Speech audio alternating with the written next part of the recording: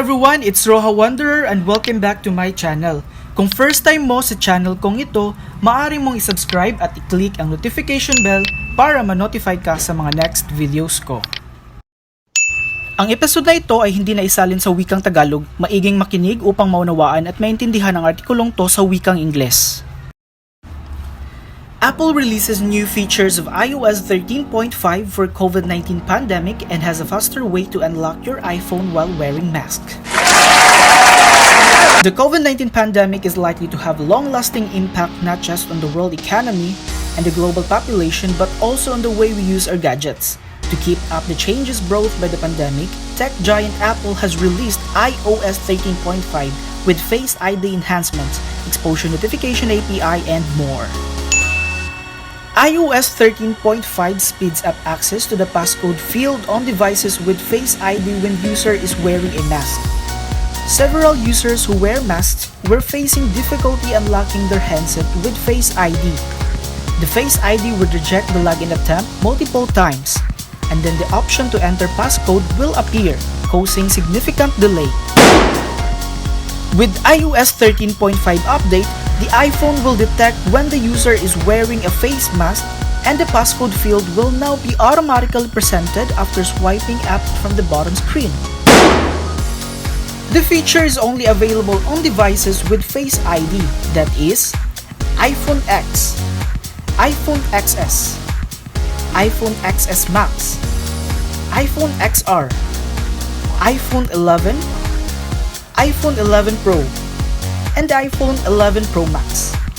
This also works when the user is authenticating with the App Store, Apple Books, Apple Play, iTunes, and other apps which support signing in with Face ID. iOS 13.5 also comes with an exposure notification API, which supports COVID-19 contact tracing apps from public health authorities. The exposure notification for the uninitiated are alerts that users will receive on their phones if they have been exposed to someone who has tested positive for or is highly likely to test positive for COVID-19. Another change that iOS 13.5 introduces is the option to control automatic prominence in group FaceTime calls. This will prohibit the video tiles from automatically changing their size when a participant speaks. The iOS 13.5 and iPadOS 13.5 are now available for iPhone 6s and later, iPad Air 2 and later, iPad Mini 4 and later, and iPad Touch 4th generation. The release of iOS 13.5 today means that public health agencies around the world can begin deploying their applications that take advantage of Apple and Google Exposure Notification API. Key changes made to the Exposure Notification API based on feedback from public health agencies include: public health agencies can define what constitutes an exposure event. Public health agencies can determine the number of exposure events a person has had. Transmission risk of positive cases can be factored into the definition of an exposure event. Public health agencies can contact exposed users based on a combination of the API and the data that users voluntarily choose to input into the app. Apple and Google also say that they have made further privacy enhancements to the Exposure Notification API. Temporary exposure keys are now generated randomly instead of being derived from a tracing key. All metadata associated with Bluetooth is now encrypted to make it more difficult to identify a person.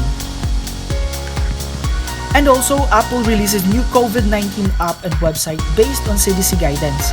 The new COVID-19 app and website provide the latest information and guidance from the CDC for users across the US. Apple today released the new screening tool and set of resources to help people stay informed and take the proper steps to protect their health during the spread of COVID-19 based on the latest CDC guidance. The new COVID-19 website and COVID-19 app available in the App Store were created in partnership with the CDC, the White House Coronavirus Task Force, and FEMA to make it easy for people across the country to get trusted information and guidance at a time when the US is feeling the heavy burden of COVID-19. The COVID-19 app and website allow users to answer a series of questions around risk factors, recent exposure, and symptoms for themselves or a loved one. In turn, they will receive CDC recommendations on next steps, including guidance on social distancing and self-isolating, how to closely monitor symptoms, whether or not a test is recommended at this time, and when to contact a medical provider. This new screening tool is designed to be a resource for individuals and does not replace instructions from healthcare providers or guidance from state and local health authorities. The app and website also offer access to resources to help people stay informed and get the support they need. Users will receive answers to frequently asked questions about COVID-19, including who is most at risk and how to recognize symptoms. In addition, they will learn the most up-to-date information from the CDC, like the best practices for washing hands, disinfecting surfaces, and monitoring symptoms.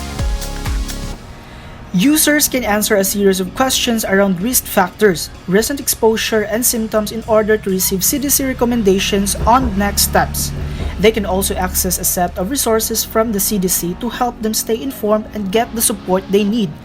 Anyone in the US who is 18 years or older can access the screening tool and resources today by downloading the COVID-19 app on the App Store or visiting apple.com/COVID-19. Thank you for watching this video and be updated for the latest features and applications of iOS released by Apple. Once again, this is Rohan. Don't forget to subscribe and click the notification bell below. Arats na!